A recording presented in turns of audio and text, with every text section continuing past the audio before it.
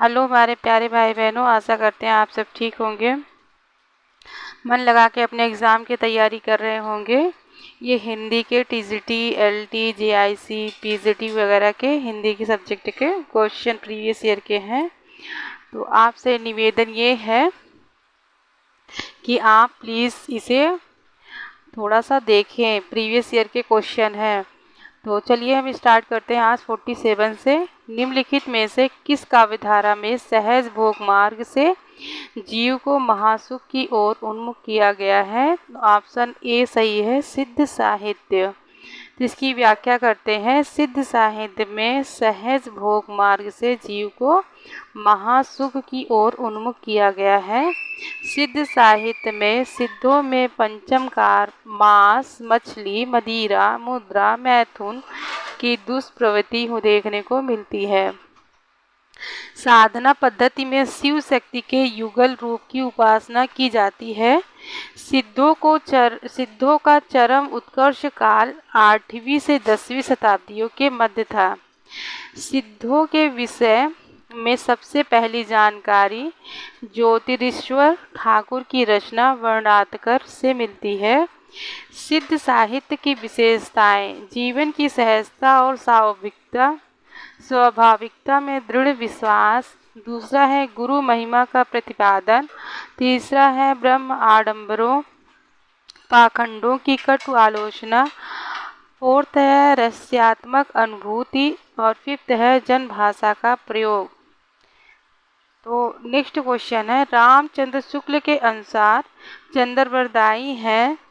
तो ऑप्शन हमारा होगा डी सहित दूसरा और चौथा। दूसरा है हिंदी के प्रथम महाकवि और चौथा है व्याकरण में परंपरागत। तो इसकी व्याख्या करते हैं। रामचंद्र शुक्ल के अनुसार चंद्रवरदायी हिंदी के प्रथम महाकवि तथा पृथ्वीराज रासो हिंदी साहित्य का प्रथम महाकाव्य है। शुक्ल जी के अनुसार चंद्रवरदायी व्याकरण में परंपरागत थे। छपरा इनका निजी छंद था।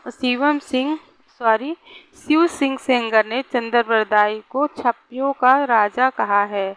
इनकी अधूरी कृति पृथ्वीराज रासो को इनके पुत्र जल्हड़ ने पूर्ण किया। जन्मकाल के नेक्स्ट क्वेश्चन है, जन्मकाल के अनुसार निम्नलिखित कवियों का सही अनुक्रम है। तो ऑप्शन होगा बी सही, दूसरा, पहला, चौथा, तीसरा। तो पहला स्वयंभू, दूसरा लुइपा, तीसरा पुष्यदंत और चौथा होगा हेमचंद्र। तो इसकी व्याख्या करते हैं। स्वयंभू 783 ईस्वी और लुइपा पुष्पदंत है 972 ईस्वी। हेमचंद्र है 1088 ईस्वी। लुइपा का समय कहीं कहीं 773 ईस्वी भी देखने को मिलता है, परंतु आयोग के अनुसार इसका उत्तर विकल्प बी है। नेक्स्ट क्वेश्चन है, अमीर खुसरो के बारे में सही तथ्य कौन से हैं? तो वो निजामुद्दीन औलिया के शिष्य थे, ये सही है। और वो ईरान और भारत के फारसी में लिखने वाले चोटी के कवियों में एक थे, ये सही है। तो हमारा जैसा कि बताएं ऑप्शन सी दूसरा और तीसरा सही था। तो इसकी व्याख्या करते हैं। अमीर खुसरो के बारे में सही तथ्य है वो निजामुद्दीन औलिया के शिष्य थे। वो ईरान और भारत के फारसी में लिखने वाले चोटी के कवियों में एक थे। खुसरो का जन्म हुआ 1255 ईस्वी में एटा जिले के पटियाली नामक ग्राम में हुआ था।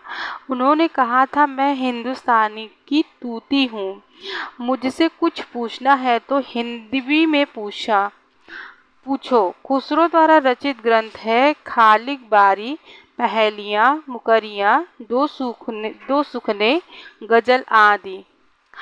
नेक्स्ट क्वेश्चन है, निम्नलिखित में से कौन चंदनबाला राज के रचयिता हैं? तो ऑप्शन होगा डी सही, आसगु। तो इसकी व्याख्या करते हैं। चंदनबाला राज के रचयिता आसगु हैं। इनके द्वारा रचित ग्रंथ अन्य ग्रंथ जीव दया रास है। अन्य रचनाएं एवं रचनाकार हैं। रचनाकार नेमिनाथ रास मुनि सुमितगढ़ और रेवंत गिरिरास विजय सेन सूरी, श्रावकाचार्य देवसेन, स्थूली भद्रराज जिन धर्म सूरी। तो नेक्स्ट क्वेश्चन है, चंद्रबरदाई ने पृथ्वीराज रासों में निम्नलिखित में से मुख्यतः किस छंद का प्रयोग किया है? ऑप्शन होगा सी सही, कवित्व। इसकी व्याख्या करते हैं। चंद्रबरदाई ने पृथ्वीराज रासों में मुख्यतः कवित्व छंद का प्रयोग किया है। पृथ्वीराज रासों में 68 छंदों का प्रयोग किया गया है, जिनमें दूहा, कवित्व, छप्पय, तोमत, त्रोटक, गाहा आदि हैं। चंद्रबरदाई को छप्पय छंद का विशेषज्ञ माना जाता है। आचार्य रामचंद्र शुक्ल ने चंद्रबरदाई को हिंदी का प्रथम कवि तथा पृथ्वीराज रासों को प्रथम महाकाव्य माना है। नेक्स्ट क्वेश्चन है, विद्यापति ने अपना कौन सा ग्रंथ मैथिली भाषा में लिखा है? ऑप्शन होगा पदावली। तो इसकी व्याख्या करते हैं। विद्यापति ने पदावली की रचना मैथिली भाषा में की। विद्यापति का जन्म 1350 ईस्वी में हुआ। ये शैव संप्रदाय के कवि थे और तिरहुत के राजा शिव सिंह और कीर्ति सिंह के दरबारी कवि थे। इन्होंने संस्कृत, अवहट्ट तथा मैथिली भाषा में रचनाएं की। कीर्तिलता, कीर्ति पताका अवहट्ट की तथा गंगा वाक्यावली, पुरुष परीक्षा संस्कृत की रचनाएं हैं। नेक्स्ट क्वेश्चन है, परमचरयु में किसका वर्णन है? ऑप्शन होगा डी सही, राम। तो इसकी व्याख्या करते हैं।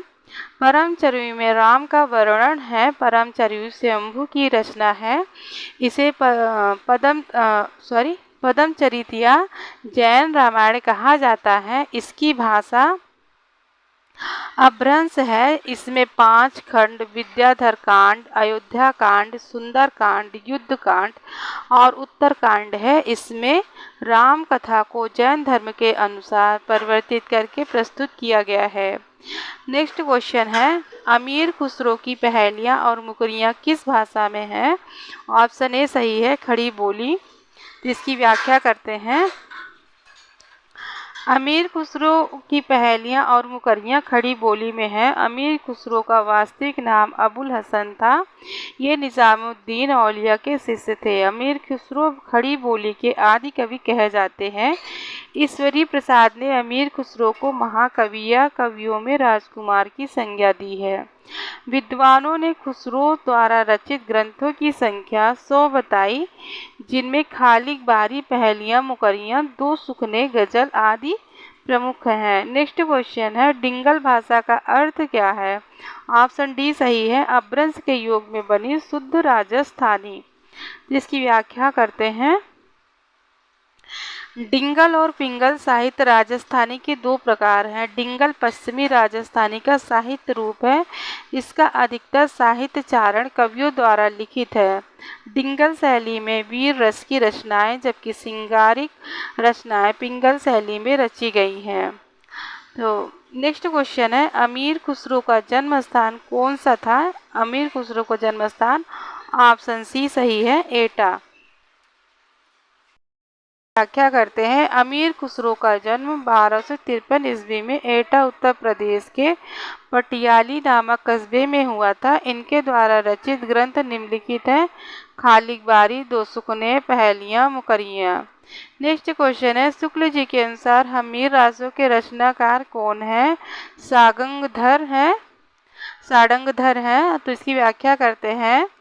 आचार्य शुक्ल ने अमीर रासों का रचनाकार सारंगधर को बताया। आचार्य शुक्ल ने 14वीं शताब्दी के ग्रंथ प्राकृतिक पेंगलम, जिसके रचनाकार लक्ष्मीधर हैं, के कुछ छंदों के आधार पर अमीर रासों ग्रंथ की कल्पना की। राहुल संकृत्यायन ने जज्जल नामक किसी कवि को इसका रचयिता घोषित किया।